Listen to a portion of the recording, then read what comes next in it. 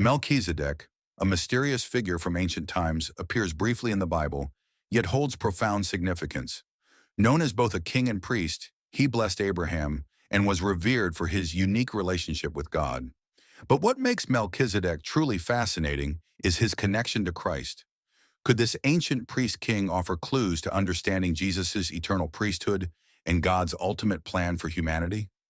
Dive deeper into the mystery of Melchizedek and why his story might hold the key to unlocking spiritual truths relevant to us today. Melchizedek is first introduced in Genesis 14, a brief yet pivotal moment in biblical history. He appears suddenly after a major event, the War of the Kings, where Abraham emerges victorious over four mighty kings.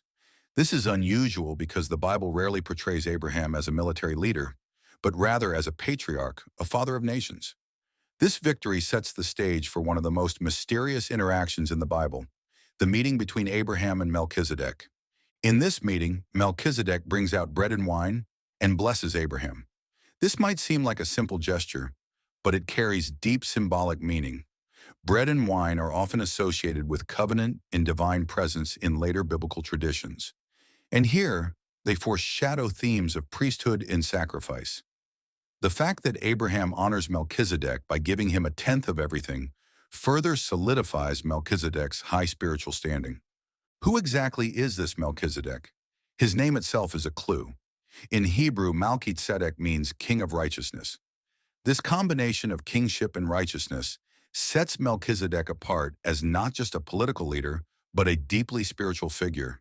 The name also highlights the dual role Melchizedek plays as both king and priest, a combination that is rare in the biblical tradition. Melchizedek is also called the King of Salem, which many scholars believe is an ancient name for Jerusalem, thus linking him to the future holy city of the Israelites. The Bible tells us very little about Melchizedek's background. We do not know where he came from, his lineage, or how he became the priest of the Most High God. This lack of information has led to various interpretations over the centuries, making Melchizedek a subject of intrigue and theological speculation.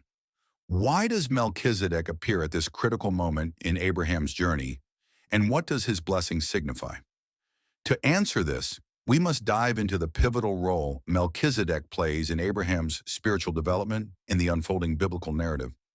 Melchizedek's appearance in Abraham's story marks a turning point in biblical history.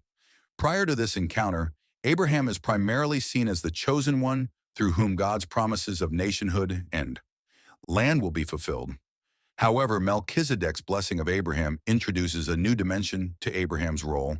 It suggests a divine priesthood that Abraham is now part of. When Melchizedek says, "Blessed be Abram by God Most High, creator of heaven and earth, and blessed be God Most High, who delivered your enemies into your hand," Genesis 14, 19, 20, he acknowledges Abraham's victory as divinely ordained. More importantly, this blessing establishes Abraham's relationship with the God whom Melchizedek serves. The blessing is significant because it is given by someone who is a priest of the Most High God. This phrase, El Elyon, is used to denote God's supremacy, transcending the many gods worshipped by other cultures during that time.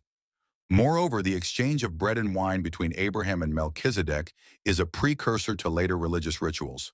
Some Christian scholars see this event as a foreshadowing of the Eucharist, where bread and wine become symbols of Jesus' sacrifice. For Jews, the interaction symbolizes the beginnings of the priestly tradition, which will later be codified through the Levitical priesthood. Abraham's offering of a tenth of everything to Melchizedek is also significant.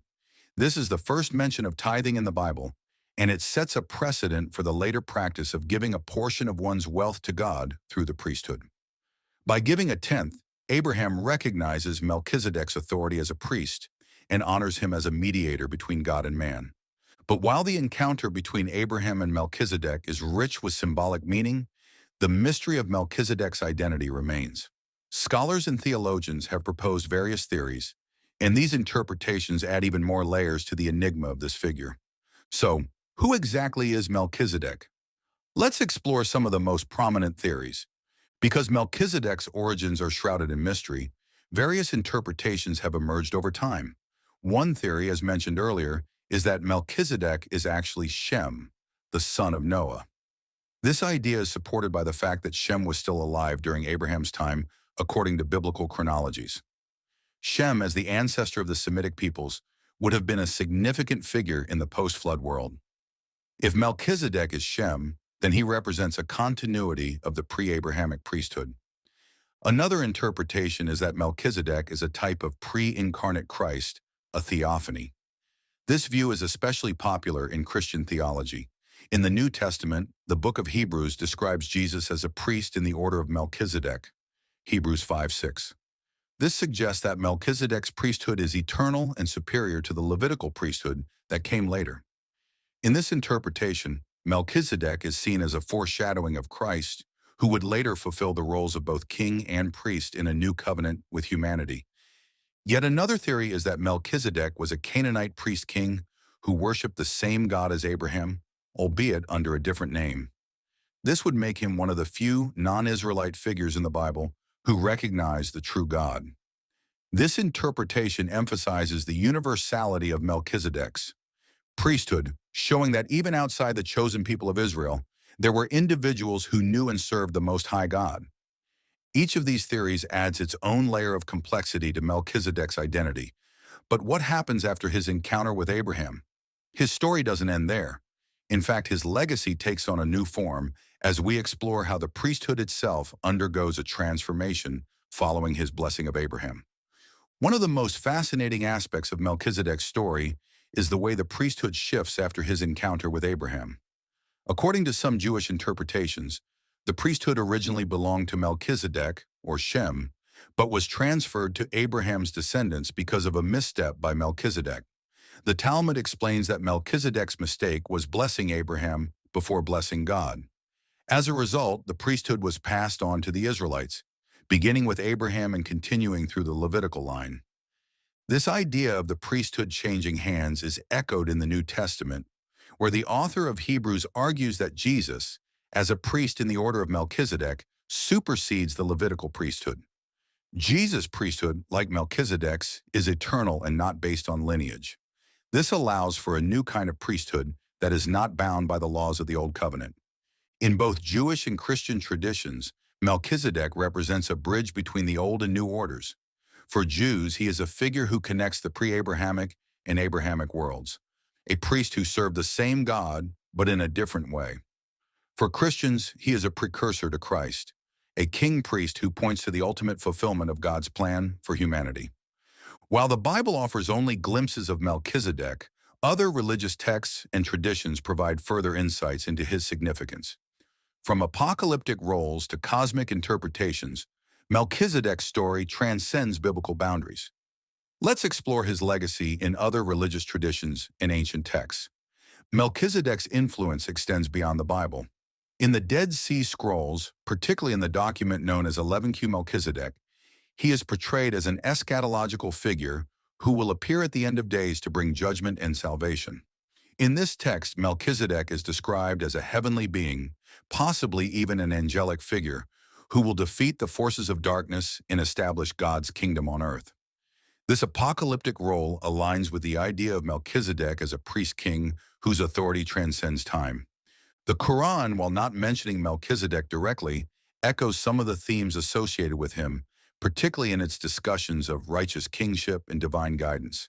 In Islamic tradition, figures like Shem and Abraham are revered as prophets, and the idea of a priest-king who serves the Most High God would resonate with Islamic concepts of leadership and piety. In later Christian mysticism, Melchizedek is often seen as a symbol of spiritual purity and divine wisdom. Some Gnostic texts elevate Melchizedek to a cosmic figure, one who holds the keys to understanding the mysteries of the universe. These interpretations, though not part of mainstream Christian doctrine, show the enduring fascination with Melchizedek and his role in the divine order. With such widespread and varied interpretations, Melchizedek remains a mysterious figure whose legacy continues to provoke thought and discussion. What then can we conclude? As we journey through the story of Melchizedek, from his enigmatic appearance in the Bible to his profound influence in religious texts, one thing becomes clear. Melchizedek is more than just a footnote in biblical history. He represents a bridge between worlds, between king and priest, between the earthly and the divine. Whether seen as a precursor to Christ, a cosmic figure of righteousness, or a symbol of eternal priesthood, his legacy continues to inspire and mystify scholars and believers alike. The mystery of Melchizedek lies not just in what is known, but in what remains unknown. He invites us to look beyond the surface, to question deeper truths about faith, divine authority, and the nature of priesthood. His story transcends time and challenges us to consider the eternal connection between God and humanity. If this exploration into the life and legacy of Melchizedek has sparked your curiosity, there's much more to uncover. What do you think? Is Melchizedek a hidden symbol of something greater, or simply an ancient figure who has taken on new meanings over time? Share your thoughts in the comments below and join the conversation. Don't forget to like, subscribe, and hit the notification bell to stay updated on our deep dives into biblical mysteries and ancient figures. Your engagement helps keep these stories alive.